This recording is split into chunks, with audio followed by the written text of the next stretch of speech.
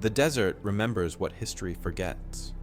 Across the endless horizon of Egypt, where the wind drifts fine grains of sand through the bones of ancient cities, there are marks that do not belong to time. They were not made by wind or water or erosion. They were made by force, measured, deliberate, and precise. Every visitor who walks beneath the shadow of the Great Pyramid feels it. The sense that these stones are too perfect, too deliberate to be carved by chance or by crude hands. They align not roughly, but mathematically. Each joint, each corner, each surface, as if shaped by design, not by trial. You can fit a razor blade between the joints of some of these blocks, yet there is no mortar holding them together. They have endured 5,000 years of heat, flood, and shifting ground, and still they remain in alignment, a silent architecture of accuracy. For generations, archaeologists explained it through skill and determination. They told us that tens of thousands of workers, equipped with copper chisels and stone hammers, achieved this perfection through sheer endurance. But endurance alone doesn't carve through granite, and copper, no matter how sharp, bends long before it cuts basalt. This simple contradiction has lingered in every discussion about Egypt's engineering. So what really shaped these monuments? What powered the precision that still confuses modern builders? At first glance, Egypt's ruins seem like the remains of ordinary construction, blocks, ramps, quarries, and tools. But beneath that surface lies another layer of evidence, one that refuses to fit the official narrative. In the granite quarries of Aswan, in the heart of Egypt's oldest stone fields, the scars on the rock tell a very different story. There, half cut from its bed, lies a monument that was never finished, an obelisk larger than any ever completed, weighing more than 1,000 tons. The lower surface, where the workers abandoned it, still shows clean, curved grooves cut deep into the granite. They follow a smooth mechanical path, not the scattered impact of hammer strikes. Each arc bends gently downward and terminates with perfect symmetry, as if a rotating tool had passed along its surface. Engineers who studied these grooves noticed something unusual. The spacing between each line remains almost identical, the pressure consistent, the angle uniform. When measured in millimeters, the depth varies by less than 1% across several meters. That precision is not the product of fatigue or improvisation. It is the signature of controlled motion, the kind that leaves behind geometry, not chaos. The same pattern appears again at Giza, hundreds of kilometers away. Inside the museum there, locked behind glass, is a cylindrical core of granite known as Petrie's Core No. 7. At first glance, it looks unremarkable, a rough plug of pink stone. But under magnification, the surface reveals a helical groove running its entire length, a perfect spiral that descends through the rock in uniform pitch. This, engineers say, is the unmistakable trace of rotary drilling, and not the kind turned slowly by hand. The rate of descent per rotation suggests steady, even torque, far more stable than human muscle could maintain.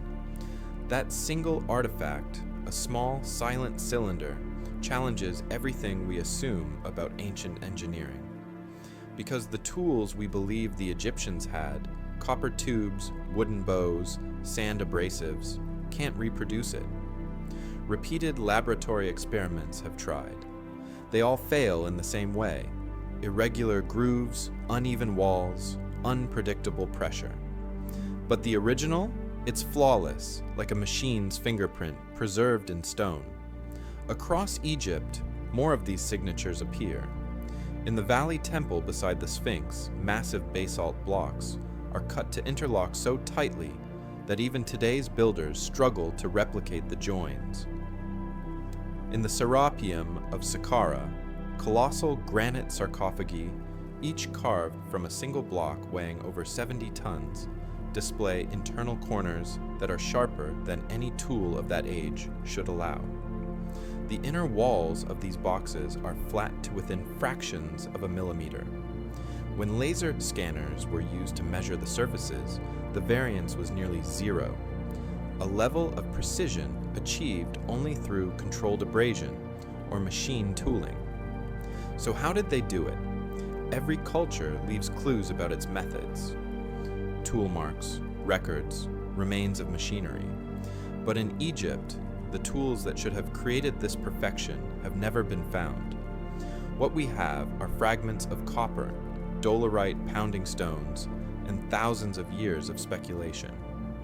The official explanation insists these were enough, but the evidence written into the stone itself keeps telling another story. Something existed here, not magic, not myth, but process. A process that allowed ancient builders to shape one of the hardest materials on Earth with accuracy that rivals modern engineering. It may have involved pressure and rotation. It may have used abrasive compounds or mechanical resonance. But it worked. And when their civilization faded, the knowledge vanished with it. For thousands of years, Egypt has been a mystery of monuments. But what if the real mystery isn't how they lifted the stones, but how they cut them so perfectly in the first place? This is not a story of lost cities or hidden tombs. It is a story about precision, about the strange mechanical logic buried within the heart of the ancient world. And if we can read the marks left behind, if we can understand the language written in granite and basalt, we might uncover the oldest record of engineering ever found. A record that begins not with writing, but with the silent mathematics of stone. The Aswan quarries lie silent now. The air here moves differently, heavy, slow, shimmering above the raw granite, as though even the heat has weight. Every ledge, every fracture, every pit in this landscape carries the marks of human labor frozen in time. This was the birthplace of Egypt's hardest monuments, the place where stone met intention. At the southern edge of one quarry sits the largest piece of worked granite ever discovered, the unfinished obelisk. It is a monument that never stood, a dream trapped halfway between rock and freedom. More than 42 meters long and weighing an estimated 1,200 tons, it was meant to rise higher than any other obelisk ever built. Instead, it lies horizontal, half cut from the bedrock. Archaeologists believe a hidden crack in the granite forced workers to abandon it. But the surface it left behind is unlike anything else in Egypt. Walk along the trench that runs beside it, and the walls curve inward, smooth and regular. These grooves are not the random scars of hammer blows. They are continuous arcs, deep, uniform, and polished by motion. Each groove runs parallel to the next, separated by an almost identical distance. The pattern continues for meters without deviation, the kind of repetition that mechanical motion creates when energy and angle remain constant. When the first surveys of the site were conducted, engineers noticed that the curvature of the trench wall matched a circular path, as though a massive rotary blade had swept across the surface again and again. No ancient tool on record fits that description. Further north, near Cairo, the evidence becomes smaller but even more precise. Inside the Egyptian Museum sits an object that seems too simple to be mysterious. A gray-pink cylinder of granite about 10 inches in diameter. It is catalogued as a drill core, one of several found on the Giza Plateau by the early archaeologist Flinders Petrie. He described it more than a century ago, noting the smooth spiral groove that wrapped around the stone from top to bottom. At that time, there was no reason to think the pattern would challenge centuries of scholarship. But when modern engineers examined it, they realized the groove's geometry told a different story. Under magnification, the spiral descends at a fixed rate. One complete revolution cuts 1 millimeter deeper into the granite. That feed rate is consistent through the entire 24 centimeter depth.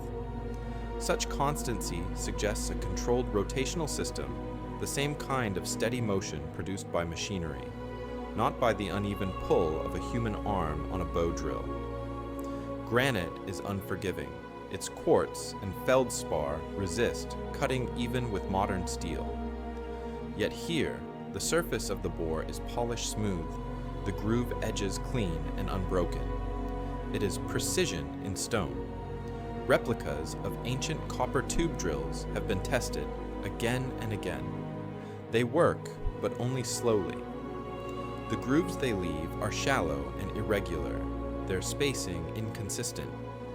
The drill wobbles, the sand shifts, the torque varies with every stroke. Nothing like the perfect spiral on the Petrie core emerges. Even when mechanical rigs were built to mimic a bow drill's motion, the pattern came out jagged. The experimental data never matched the ancient artifact. The same contradiction repeats itself across Egypt. In the Valley Temple beside the Sphinx, massive blocks of basalt are laid in a grid so tight that light barely touches the seams. Each block fits its neighbor with machine-like precision. The surfaces are mirror flat, the edges sharp. When laser scans were taken during restoration work, the deviation across an entire face measured less than 0.5 millimeter. For comparison, modern architectural stonework, cut with diamond blades, allows tolerances of 3 to 5 millimeters. When measured in millimeters, the depth varies by less than 1% across several meters. That precision is not the product of fatigue or improvisation. It is the signature of controlled motion, the kind that leaves behind geometry, not chaos. The same pattern appears again at Giza, hundreds of kilometers away. Inside the museum there, locked behind glass, is a cylindrical core of granite known as Petrie's Core No. 7. At first glance, it looks unremarkable, a rough plug of pink stone. But under magnification, the surface reveals a helical groove running its entire length, a perfect spiral that descends through the rock in uniform pitch. This, engineers say, is the unmistakable trace of rotary drilling, and not the kind turned slowly by hand. The rate of descent per rotation suggests steady, even torque, far more stable than human muscle could maintain. That single artifact, a small, silent cylinder, challenges everything we assume about ancient engineering. Because the tools we believe the Egyptians had, copper tubes, wooden bows, sand abrasives, can't reproduce it. Repeated laboratory experiments have tried. They all fail in the same way: irregular grooves, uneven walls, unpredictable pressure. But the original? It's flawless, like a machine's fingerprint preserved in stone. Across Egypt, more of these signatures appear. In the Valley Temple beside the Sphinx, massive basalt blocks are cut to interlock so tightly that even today's builders struggle to replicate the joins. In the Serapeum of Saqqara, colossal granite sarcophagi, each carved from a single block weighing over 70 tons, display internal corners that are sharper than any tool of that age should allow. The inner walls of these boxes are flat to within fractions of a millimeter. When laser scanners were used to measure the surfaces, the variance was nearly zero, a level of precision achieved only through controlled abrasion or machine tooling. So how did they do it? Every culture leaves clues about its methods: tool marks, records, remains of machinery. But in Egypt, the tools that should have created this perfection have never been found. What we have are fragments of copper, dolerite pounding stones, and thousands of years of speculation. The official explanation insists these were enough, but the evidence written into the stone itself keeps telling another story. Something existed here, not magic, not myth, but process. A process that allowed ancient builders to shape one of the hardest materials on Earth with accuracy that rivals modern engineering. It may have involved pressure and rotation. It may have used abrasive compounds or mechanical resonance. But it worked. And when their civilization faded, the knowledge vanished with it. For thousands of years, Egypt has been a mystery of monuments.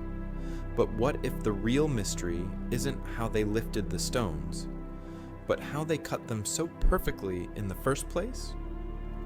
This is not a story of lost cities or hidden tombs. It is a story about precision, about the strange mechanical logic buried within the heart of the ancient world. And if we can read the marks left behind, if we can understand the language written in granite and basalt, we might uncover the oldest record of engineering ever found. A record that begins not with writing, but with the silent mathematics of stone. The Aswan quarries lie silent now. The air here moves differently, heavy, slow, shimmering above the raw granite, as though even the heat has weight. Every ledge, every fracture, every pit in this landscape carries the marks of human labor frozen in time. This was the birthplace of Egypt's hardest monuments, the place where stone met intention. At the southern edge of one quarry sits the largest piece of worked granite ever discovered, the unfinished obelisk. It is a monument that never stood, a dream trapped halfway between rock and freedom. More than 42 meters long and weighing an estimated 1,200 tons, it was meant to rise higher than any other obelisk ever built. Instead, it lies horizontal, half cut from the bedrock. Archaeologists believe a hidden crack in the granite forced workers to abandon it. But the surface it left behind is unlike anything else in Egypt. Walk along the trench that runs beside it, and the walls curve inward, smooth and regular. These grooves are not the random scars of hammer blows.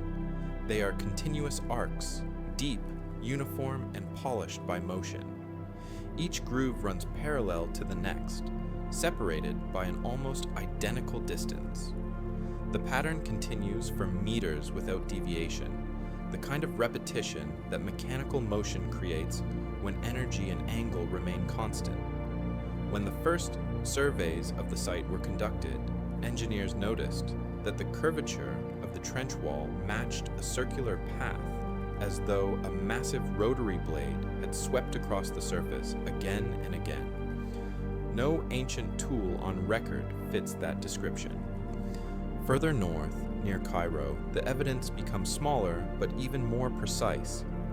Inside the Egyptian Museum sits an object that seems too simple to be mysterious. A gray-pink cylinder of granite about 10 inches in diameter. It is catalogued as a drill core, one of several found on the Giza Plateau by the early archaeologist Flinders Petrie. He described it more than a century ago, noting the smooth spiral groove that wrapped around the stone from top to bottom. At that time, there was no reason to think the pattern would challenge centuries of scholarship. But when modern engineers examined it, they realized the groove's geometry told a different story. Under magnification, the spiral descends at a fixed rate. One complete revolution cuts 1 millimeter deeper into the granite. That feed rate is consistent through the entire 24 centimeter depth. Such constancy suggests a controlled rotational system, the same kind of steady motion produced by machinery, not by the uneven pull of a human arm on a bow drill. Granite is unforgiving. Its quartz and feldspar resist, cutting even with modern steel. Yet here, the surface of the bore is polished smooth, the groove edges clean and unbroken. It is precision in stone. Replicas of ancient copper tube drills have been tested again and again.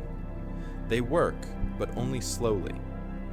The grooves they leave are shallow and irregular, their spacing inconsistent, The drill wobbles, the sand shifts, the torque varies with every stroke.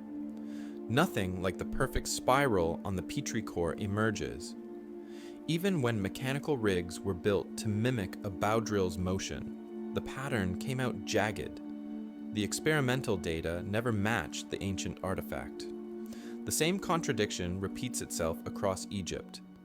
In the Valley Temple beside the Sphinx, massive blocks of basalt are laid in a grid so tight that light barely touches the seams. Each block fits its neighbor with machine-like precision. The surfaces are mirror flat, the edges sharp.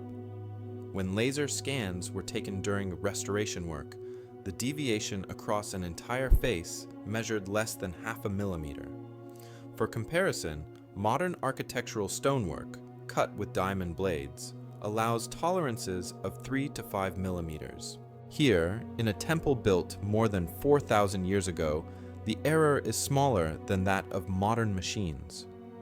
Inside the Serapeum of Saqqara, buried tunnels hold the remains of granite sarcophagi the size of small rooms. Each is carved from a single block quarried at Aswan and transported hundreds of kilometers north. Their interiors are smooth enough to reflect light. Measurements taken by surveyors show that opposing walls are parallel to within 1/10 of a degree. No chisel marks, no visible tool transitions, just a continuous polish as if the stone were shaped by motion itself. Archaeologists attribute this finish to endless sanding with fine abrasives. They imagine teams of workers rubbing the surface day after day until it achieved the same sheen. But such labor would leave telltale variations, slight hollows, diagonal scratches, uneven corners. Those signs are absent. Instead, the inner surfaces are uniformly flat, the junctions perfectly orthogonal. When viewed with straight edge and light, the reflections form parallel bands that do not distort. That means not only precision, but consistency, identical workmanship across multiple objects separated by centuries.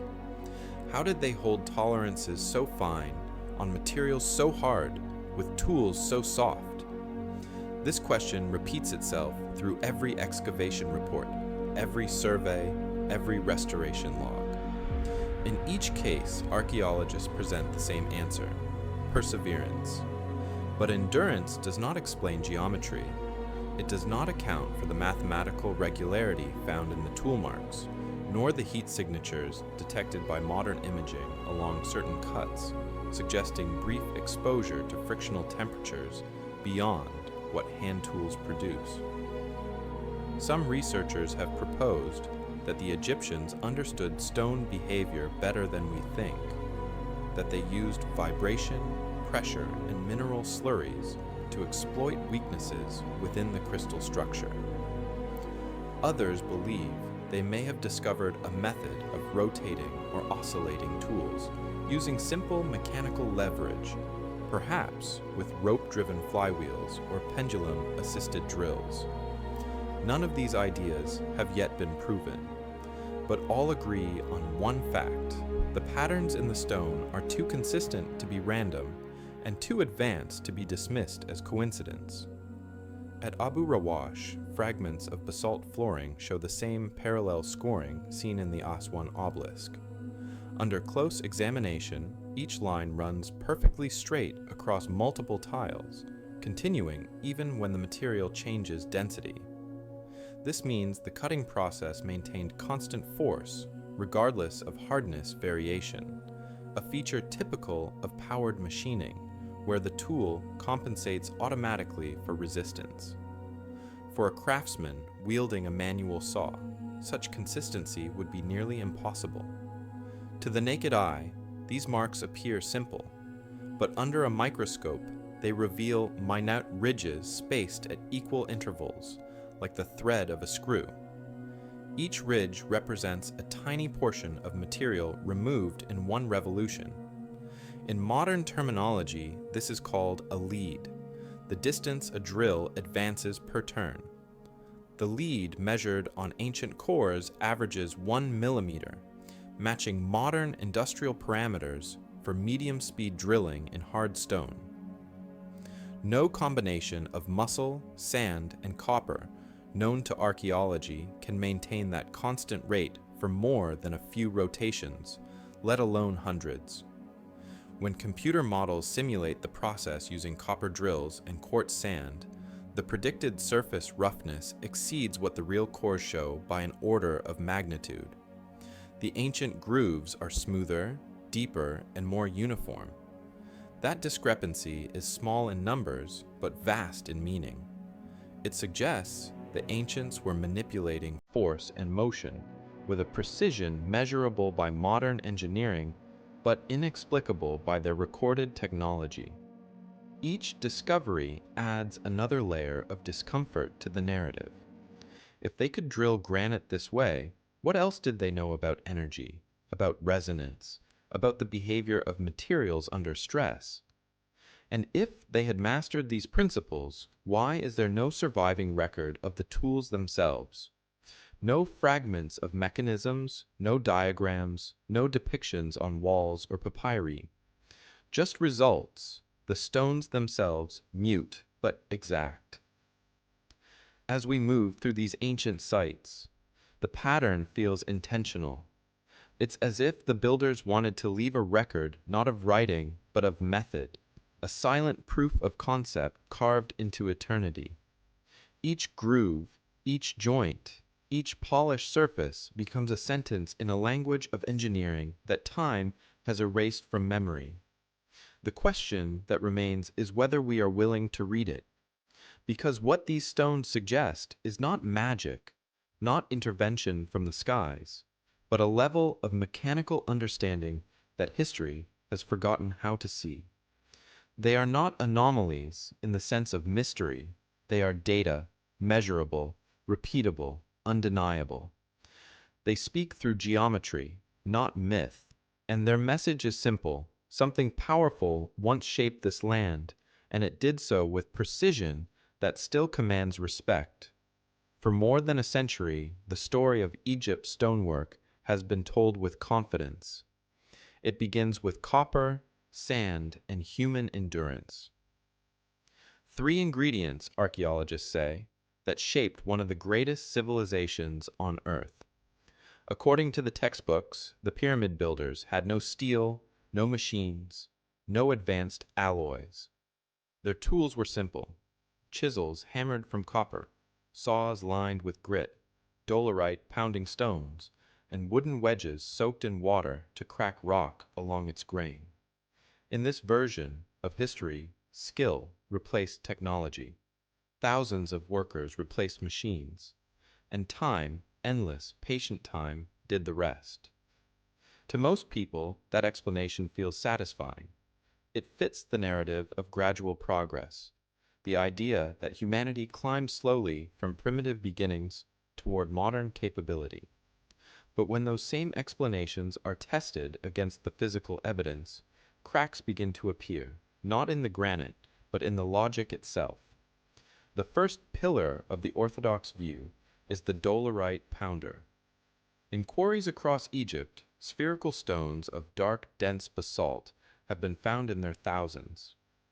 Archaeologists interpret them as the hammers of the ancients. Workers, they say, used these pounders to chip away at the surface of granite, breaking it into flakes that could be removed piece by piece. Over time, the constant pounding created trenches deep enough to free an entire block. It's a plausible story, but only up to a point. The unfinished obelisk at Aswan, the very place where these dolerite balls are found, tells a different tale. The grooves that run along its base are smooth and continuous, not pitted or fractured. No amount of pounding can create concave, flowing curves that match one another with mathematical precision. Impact marks are chaotic. They scatter in all directions. The grooves beneath the obelisk flow in parallel arcs, following a single consistent path. If dolerite was used here, it was used in a way no modern experiment has been able to replicate. The second pillar is the copper saw.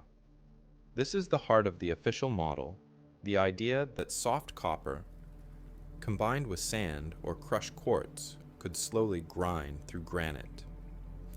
Archaeologists point to the discovery of copper fragments in quarries and tombs as proof. They argue that the sand, harder than copper, did the cutting, while the metal provided only structure. It's a neat theory, elegant in its simplicity. But the tests tell another story. When experimenters tried to reproduce the ancient cuts with copper blades, even under the weight of modern rigs, progress was painfully slow. A groove barely half an inch deep took hours of effort and consumed vast amounts of abrasive. Worse, the grooves that formed bore no resemblance to the smooth spiral striations found on genuine Egyptian cores. Under a microscope, the experimental cuts are erratic, their ridges uneven, their depths random. They are, in short, the marks of human labor. The ancient examples are not. Proponents of the mainstream model respond that scale and patience could make up the difference. Tens of thousands of workers, they argue, repeating the same motions day after day, year after year, might achieve results beyond modern patience. But repetition does not yield uniformity, it yields variation. When you study the cores and cuts from Giza or Aswan, variation is exactly what you don't find. The lines are identical, rotation after rotation. That kind of regularity requires not manpower, but mechanical constraint. The third explanation is the abrasive slurry, a mixture of quartz sand, water, and perhaps emery, poured into a groove while a copper pipe or saw rubbed against it.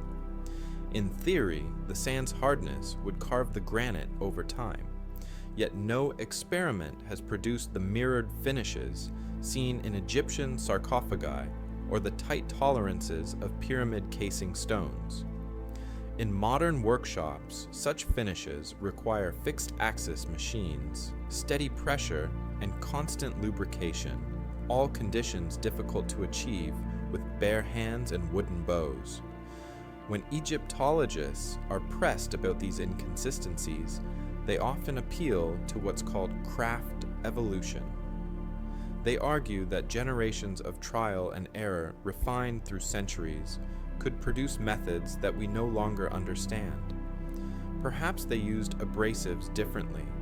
Perhaps they had ingenious jigs and fixtures made from wood or stone that left no trace.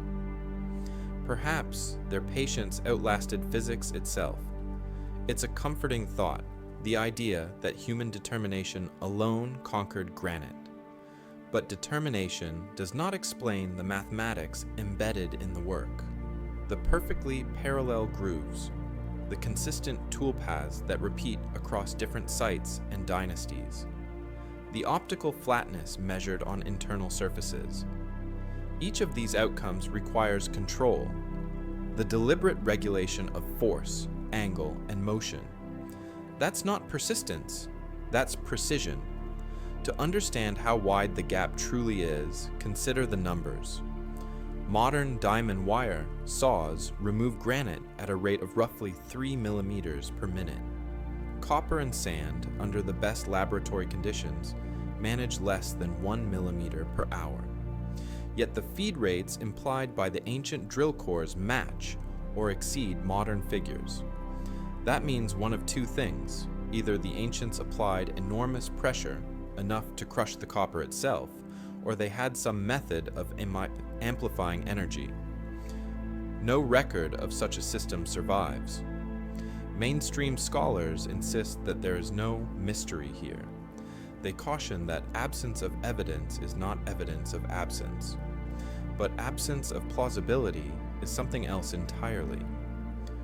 The orthodox tools explain the concept of cutting stone, yes, but they do not explain the way it was done, the smoothness, the scale, the repeatability.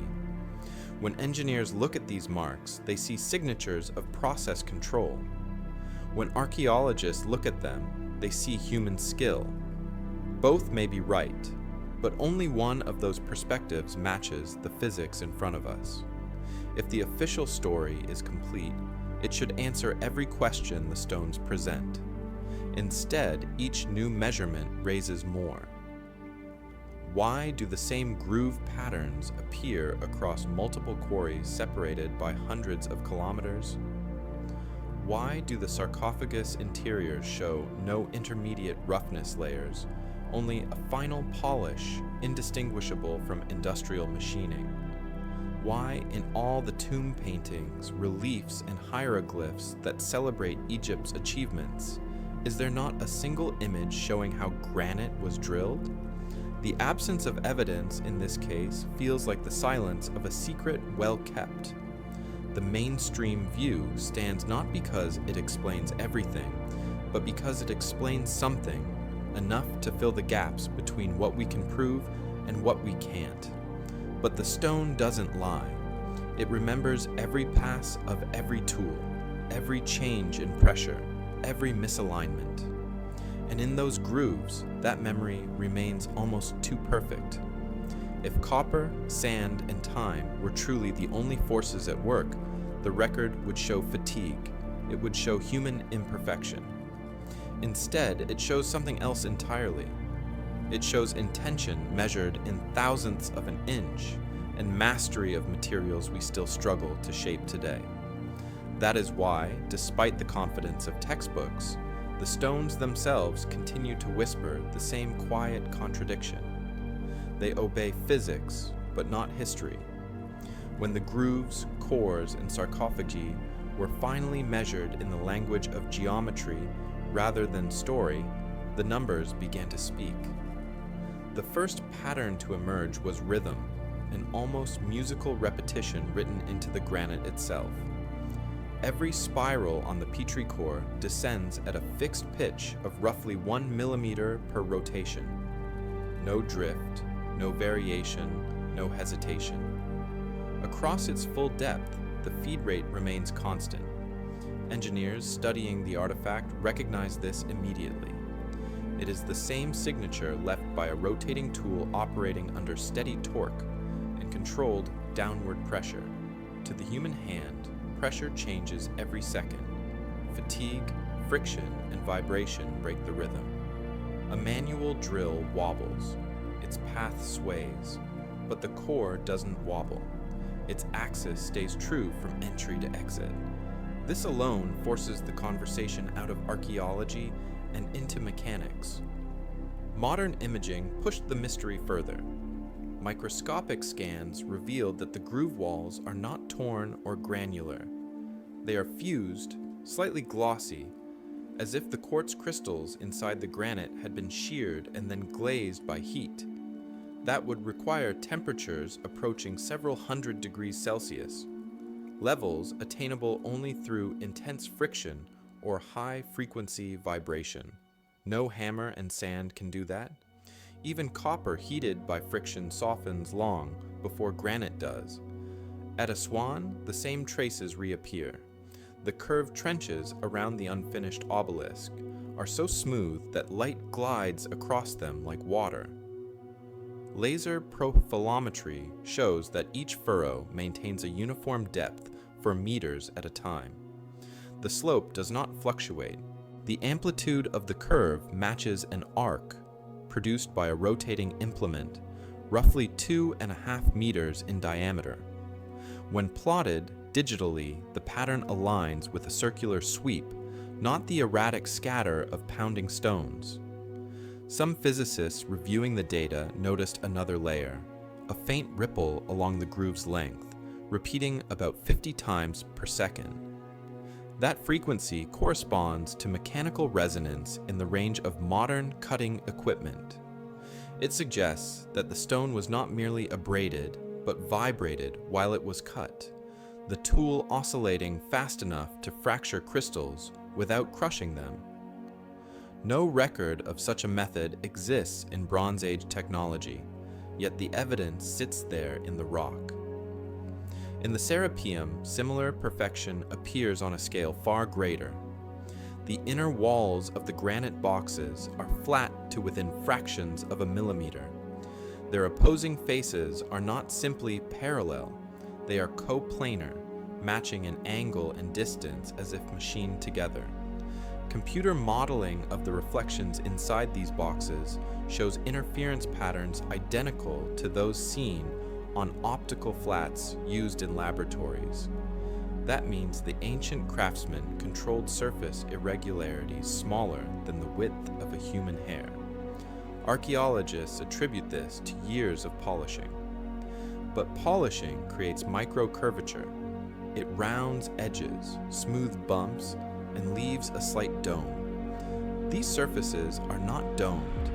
They are planar, so exact that a beam of light travels across them without scattering.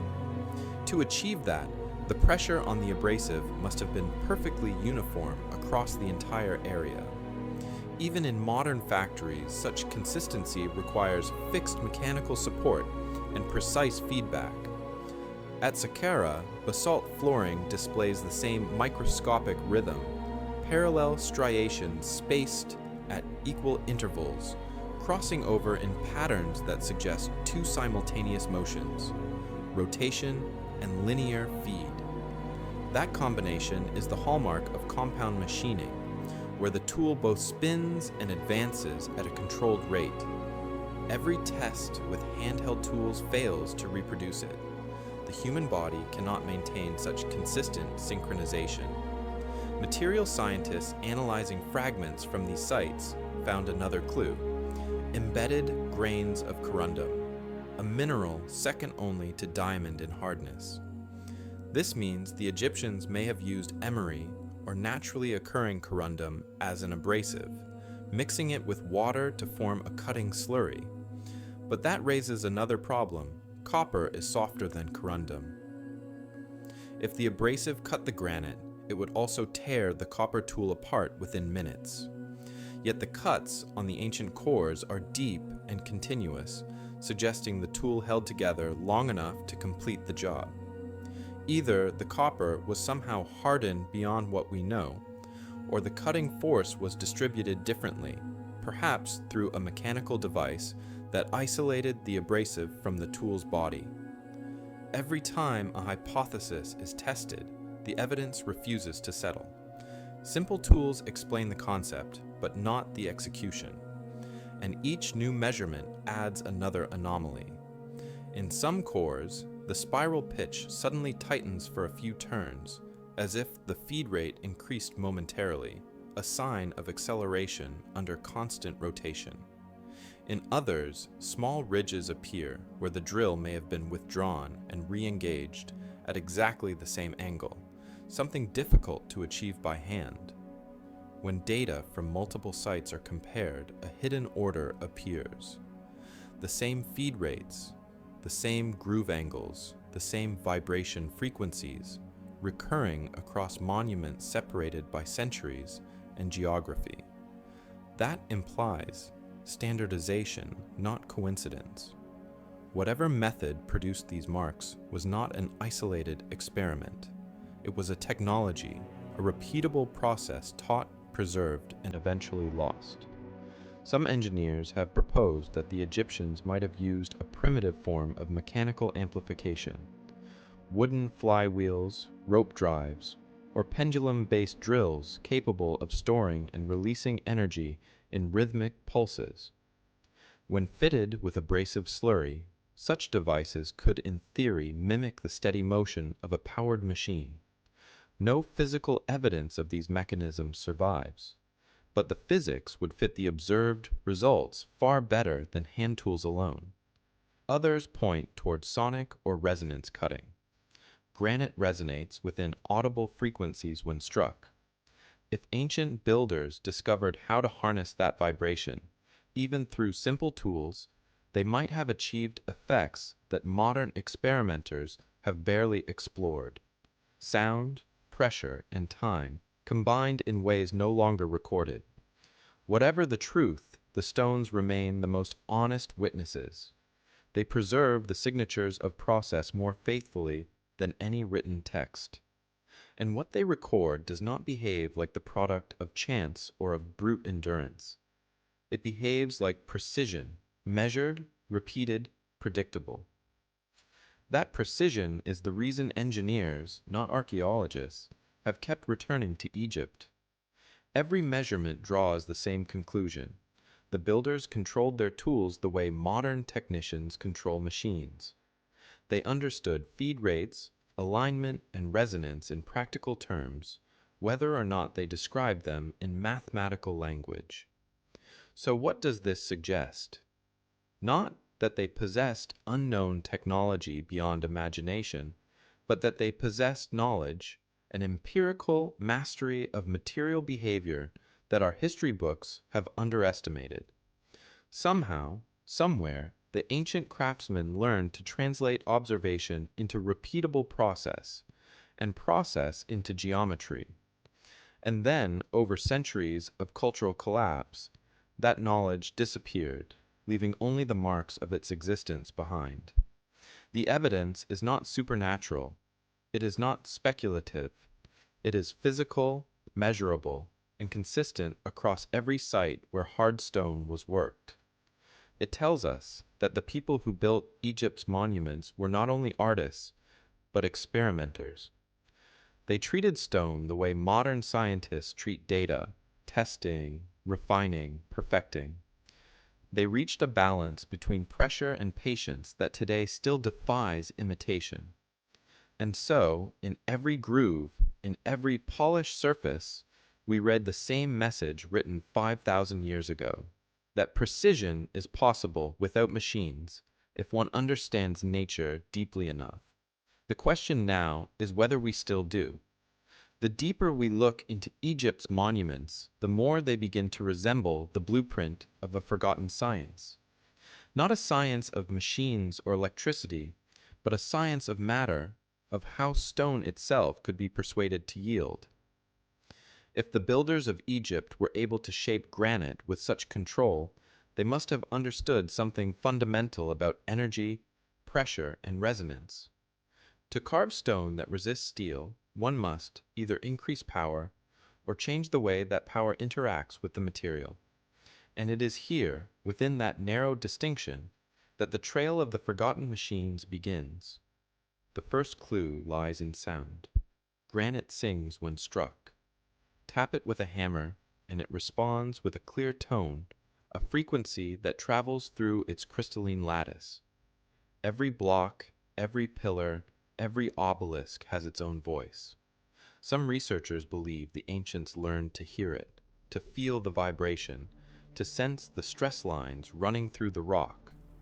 A trained ear could locate the points where energy moved cleanly, where a tool would meet the least resistance. Modern quarrymen use sensors and software to do the same. Perhaps 5,000 years ago, Egyptian craftsmen did it through instinct and experience. Others go further. They suggest that vibration itself may have been the key. Across several ancient cultures from India to Mesopotamia, there are references to tools that sang the stones apart. At first glance, these are myths, metaphors for craftsmanship. But experiments in modern laboratories have shown that certain frequencies, applied through vibration, can cause brittle materials to fracture along predictable planes without direct impact. It is not impossible that the Egyptians, through centuries of observation, stumbled upon this principle. A simple frame, a weighted drill, a resonating shaft, crude in design, but elegant in effect. Add an abrasive slurry, and the result could be precisely what we see in the quarries of Aswan, smooth, curved cuts made by vibration rather than brute force. At Karnak, some of the older columns bear shallow patterns of parallel ripples beneath layers of later restoration. These patterns match the nodal waves produced by low-frequency oscillation. They are not tool marks in the ordinary sense. They are traces of motion translated into stone. If true, this would mean the ancient builders had mastered a kind of mechanical resonance centuries before the idea was ever written down. Heat signatures detected on certain blocks, add another piece to the puzzle. Infrared imaging during restoration work at Giza showed uneven thermal gradients along a few precision-cut faces. Those gradients suggest short, intense bursts of localized friction, like the heat left behind by a fast-moving abrasive. That kind of control requires a stable tool path and consistent pressure. Whether achieved through manual levers, counterweights, or rotary systems, it hints at a process far more sophisticated than primitive hammering. Archaeologists, cautious by nature, avoid words like technology for the Bronze Age. They prefer technique. But technique, repeated long enough, becomes technology. It is a kind of evolution where the mind learns to use nature's own forces as tools. The ancients may not have understood the equations, but they knew the results. They knew how granite would respond when struck in rhythm, how vibration could loosen its grains, how a mixture of sand and water could turn hardness against itself. Imagine the workshops along the Nile 4,000 years ago. Rows of men operating large wooden drills suspended from rope and counterweight, the tools singing in unison as they grind through the stone. The sound would have been low and constant, the rhythm hypnotic. Each stroke, each rotation, each pause, measured by experience rather than mathematics. This was their machinery, muscle guided by pattern, repetition elevated to art. A human engine that turned rhythm into power. In modern terms, it would look primitive.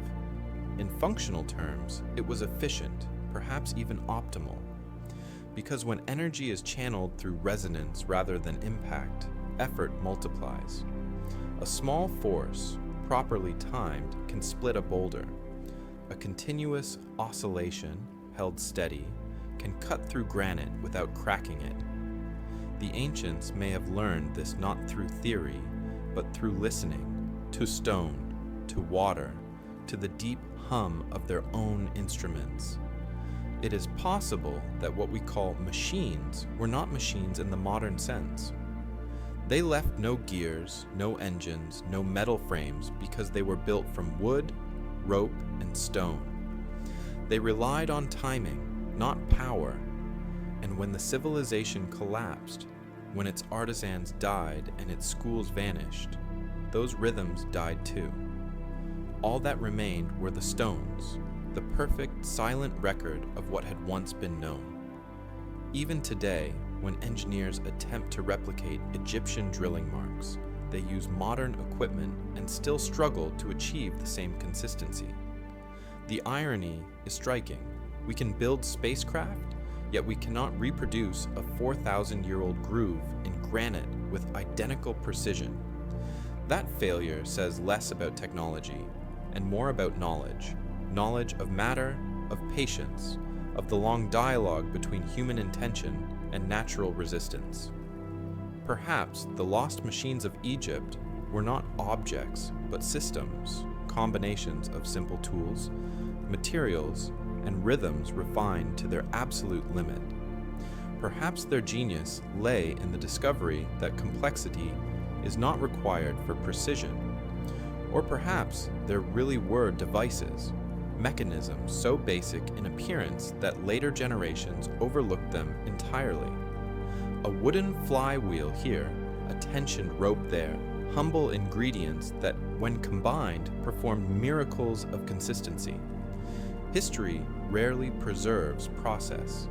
It remembers outcomes, the pyramids, the temples, the statues, but forgets the invisible choreography behind them.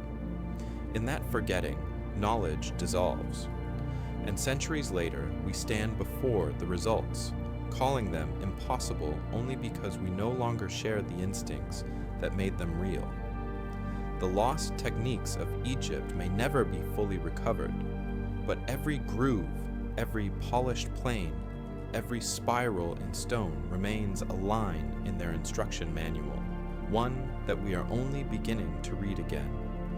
And if we can decipher even a fraction of what they knew, we may discover that the real marvel of Egypt was never its monuments, but its mastery of simplicity, a civilization that turned rhythm, patience, and observation into the most precise tools ever made by hand. The story of Egypt's forgotten machines is, in the end, the story of people. Every groove, every perfect joint, every polished wall is a trace of human effort, guided not by magic, but by discipline. Behind the precision stands an invisible army of artisans, engineers, and laborers who turned the desert into geometry. When we imagine them, we often picture slaves, thousands of men dragging stones under the whip of overseers. That image has been repeated for centuries, but it is wrong. Excavations at the workers' villages near Giza tell another story.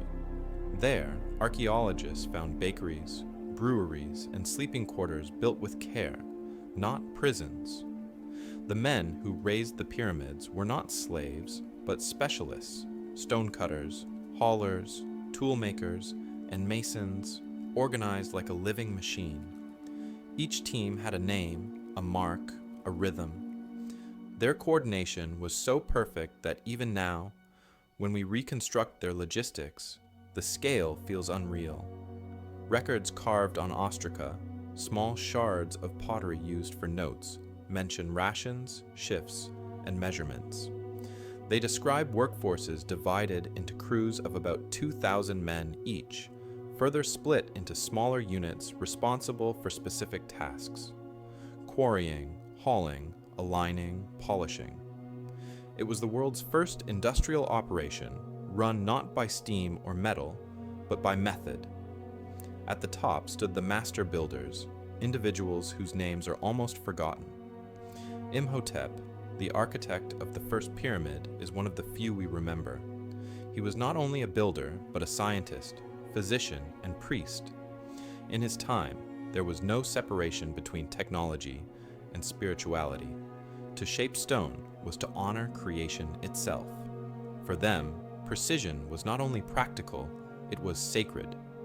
The act of aligning a pyramid with the stars, of polishing granite until it mirrored the sun, was a ritual of order against chaos. In that harmony of mathematics and faith, Egypt found its identity. These were not people who built blindly. They observed. They measured with cords, with water levels, with stars. Their instruments were simple, but their minds were exact. Night after night, they watched the heavens to fix their reference lines. Every stone placed on earth mirrored something above. That cosmic alignment was not decoration, it was instruction.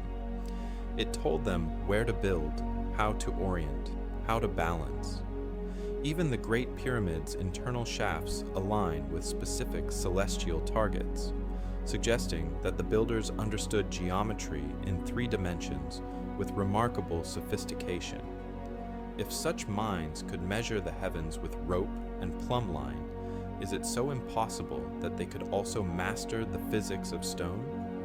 The answer may lie in how they learned. Egypt's artisans were trained from childhood. Each generation passed its secrets to the next, not through writing, but through repetition. A boy who watched his father carve granite would spend years just learning how to strike, how to listen, how to feel the grain under his fingers. There were no written manuals, only memory, sound, and muscle. The true knowledge of the craft existed in the rhythm of work. That rhythm, once broken, cannot be revived by words alone. When the Old Kingdom collapsed, famine and civil war scattered these communities. The schools of masons disbanded, the workshops fell silent. In the centuries that followed, new dynasties rose, but the rhythm never returned. Stonework became cruder, the polish faded, the lines lost their symmetry. By the time the Greeks arrived, Egypt's great mechanical art had already turned to myth, and yet the stones endure, mute teachers, holding lessons that later generations could no longer read. Modern engineers can measure them with lasers and microscopes, but the human instinct that made them possible, the exact timing, the patience, the understanding of natural rhythm, is gone. We live faster now. We demand results, not rituals. We have machines that can cut faster than any hand, but perhaps we have lost the subtlety that once guided those hands. Some historians believe that Egypt's mastery came not from secret tools, but from cultural obsession. They built to last. Every project was meant to defy time itself, to speak to eternity. When that is your goal, precision is not luxury, it is necessity. And when an entire civilization works with that purpose, it becomes inevitable that they will discover principles the rest of us overlook. Others point to the priesthood, a class of thinkers who guarded sacred knowledge, including geometry, medicine, and engineering. Their temples doubled as laboratories. Within their walls, scribes recorded the relationships between weight and balance, between sound and form, between pressure and resistance. They may not have written science as we understand it, but their intuition approached the same truths. Imagine such a world where architecture was philosophy, where every tool was both instrument and prayer. The builders of Egypt were not workers alone. They were custodians of harmony, guardians of a delicate equilibrium between nature and order. Their hands built what their minds imagined, and their hearts believed it would last forever. Perhaps that is why their techniques vanished, not because they were forgotten, but because they could not survive without the belief that created them. When the temples fell and the gods changed, the reason for precision disappeared. The knowledge remained carved in stone, but the meaning behind it faded. Today we call it mystery. To them it was devotion. Their machines may have been simple, but their intent was infinite. And in that intent lies the true secret of their craft. Not how they cut the stone, but why they cut it so perfectly. Because for the builders of Egypt, perfection was not just a goal, it was a form of prayer. For more than 2 centuries, Egypt has been a mirror in which the modern world sees its own reflection. We project onto it the story we want to believe, that progress moves in one direction, that knowledge accumulates, that we are the pinnacle of human reason. But the stones refuse to agree. When engineers measure the precision of Egypt's granite work, they find tolerances smaller than those achieved by 19th century machinists. When physicists model the pyramid alignments, they find astronomical accuracy impossible without a deep understanding of geometry and the curvature of Earth. And when archaeologists study the logistics of construction, they quietly admit that our current methods, with cranes, engines, and steel, would still struggle to duplicate what was done 5,000 years ago with tools we claim were primitive. Something in that equation does not balance. Either the ancients were impossibly lucky, or our model of history is missing a variable. That missing variable may not be a hidden civilization or alien hand. It may be something subtler and perhaps more humbling. The possibility that intelligence is not linear. The more we uncover about the past, the more it looks like a series of rises and resets, bursts of understanding followed by centuries of forgetting. Civilizations learn, collapse, and relearn. Knowledge moves not like a ladder, but like a tide. It advances, it retreats, it leaves traces on the shore for those who come after. Egypt's precision may be one such trace, a high watermark of forgotten competence. Mainstream history struggles with this idea because it violates the comforting sequence we were taught. We like our timelines clean: Stone Age, Bronze Age, Iron Age, Modern Age. But the evidence in Egypt blurs those lines. The level of control in its hardest monuments feels out of sync with the rest of the ancient world. At the same time that Egypt shaped granite with machine-like precision, most cultures still struggled with simple masonry. Either Egypt was an isolated miracle, or it inherited knowledge from somewhere earlier, somewhere erased. fragments of that inheritance appear in myths. The Sumerians spoke of builders who could cut stone with sound. Indian epics mention tools that vibrate like thunder. Greek philosophers wrote that Egyptian priests spoke of ages before the flood, when men built with forces no longer understood. To science, these are legends. But legends often encode memory, distorted, simplified, yet persistent.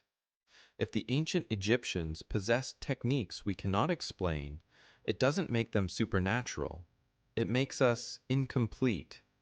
It means that history, as we write it, is not wrong, but unfinished. Consider what happens every time a lost technology is rediscovered. The Roman concrete that hardens underwater, forgotten for 1,000 years. The Damascus steel, whose microstructure we only recently understood. The Antikythera mechanism, an ancient analog computer buried in the sea. Each time, the discovery forces us to redraw the map of what we thought ancient people could do. Each time, the line of impossible moves backward. Egypt sits at the edge of that line, still resisting classification. Its monuments are not random stones stacked by superstition. They are data points, precise, measurable, consistent across time. And data does not lie. To reevaluate Egypt is to reevaluate ourselves. If precision once existed without industry, then progress is not defined by the noise of machinery, but by the clarity of understanding. If a civilization without steel could shape granite to within microns, then our definition of primitive collapses. And if their knowledge could vanish so completely that we call it myth, then our own knowledge is equally fragile. History is not a straight road, it is a spiral, much like the grooves cut into the granite cores of Giza, repeating, descending, refining. We have walked this path before, and the stones prove it. What we call rediscovery may only be remembrance, so perhaps the question is not how they built, but how much they remembered. And when that memory finally faded, what else disappeared with it? Methods, measurements, meanings, leaving behind only the perfection of the result. That is why the monuments still unsettle us. They are reminders that intelligence does not belong to one age, that science can be born, buried, and born again, that precision can exist without machines, and that understanding once lost is harder to recover than stone itself. The Egyptians may not have written the full story, but they carved enough of it for us to read the outline.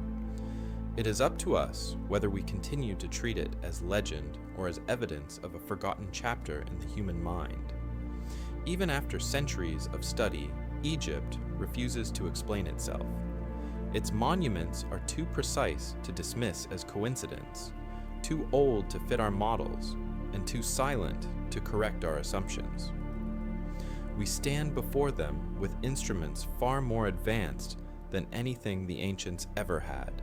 Lasers, spectrometers, 3D scanners, yet the one thing we cannot measure is the intent behind the work. Why was such precision necessary? What compelled a civilization 5,000 years ago to pursue perfection, measured in fractions of millimeters? It was not utility. A sarcophagus does not need optical flatness. It was not luxury. Most of these objects were never meant to be seen. It was something else, a belief that order itself was sacred, that to carve stone with accuracy was to imitate creation. In that idea lies a truth we have forgotten, that technology is not only about power, but about meaning. The Egyptians built as if the universe were a pattern waiting to be repeated. Their monuments are not just structures, they are equations written in stone, proofs of concept for a philosophy of precision. And yet, their language of geometry is incomplete without its speaker. We can record the data, but we can no longer ask the questions they were answering. What principle guided their symmetry? What intuition allowed them to feel the resonance of granite? How did they discover that patience could behave like energy? Those questions remain buried not in the sand, but in time. For modern science, mystery is uncomfortable. We prefer problems we can solve, variables we can isolate. But the more we study Egypt's stonework, the clearer it becomes that not all knowledge leaves a trace we can decode. Some of it exists only in rhythm, in the way a craftsman's hand moved, in the sound of a tool striking stone, in the quiet feedback between matter and mind. When that rhythm is lost, no blueprint can bring it back. There is also a deeper question, not of how, but of why. Why did this knowledge vanish so completely? Civilizations rise and fall, but true understanding often survives in fragments. Here, it vanished almost entirely, perhaps because it was never written down, perhaps because it could never be written down. A craft so dependent on intuition can die with its teachers. And when the last master laid down his tools, the silence began. Now we are left with monuments that speak in a language we half remember. We can translate their measurements, but not their motive. We can reproduce their scale, but not their soul.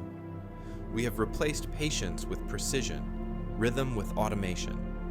And though our machines can cut faster, none of them can carve meaning. Still, the stones endure. They wait in the heat and silence, unbothered by our theories, unchanged by our disbelief. Every groove, every corner, every perfect plane remains a challenge, a question whispered across millennia. Do you really know who you are, if you no longer understand what your ancestors knew? Maybe the forgotten machines of Egypt were not tools at all. Maybe they were people, their minds, their coordination, their discipline, functioning together with the harmony of a mechanism. And when that harmony broke, the machine stopped. That is the unanswered question history keeps asking us. How much knowledge can a civilization lose before it forgets itself? How many times must we rediscover the same truths before we learn to preserve them? The pyramids do not answer. They do not need to. Their silence is the answer, a reminder that perfection does not require explanation, only attention. Some truths survive not in writing, but in endurance. The Egyptians carved theirs into stone, trusting that time itself would one day remember. And perhaps that is the final lesson of their lost machines. That knowledge, no matter how deeply it is buried, waits for those patient enough to listen. The desert sleeps, but the stone does not. Wind smooths its surface, sand hides its edges, yet beneath the dust, the marks remain. They wait, patient as they have always been, holding the memory of hands that once understood them.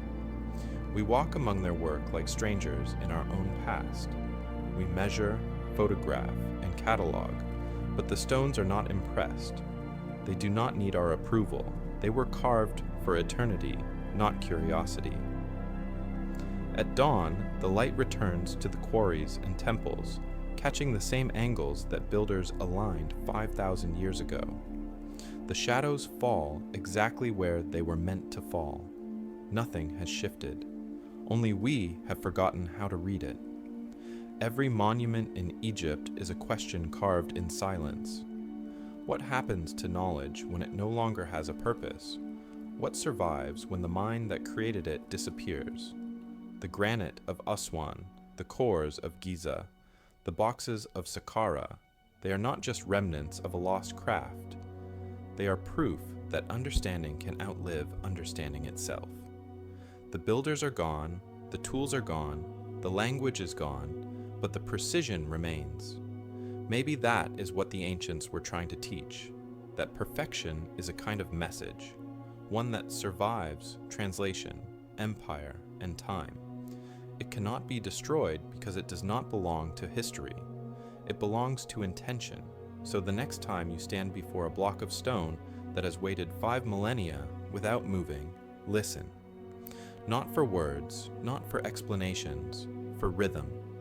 because that rhythm, faint and steady, is the heartbeat of a civilization that refused to fade. And in that pulse, in that almost forgotten echo, the machines of Egypt still hum quietly beneath the sand.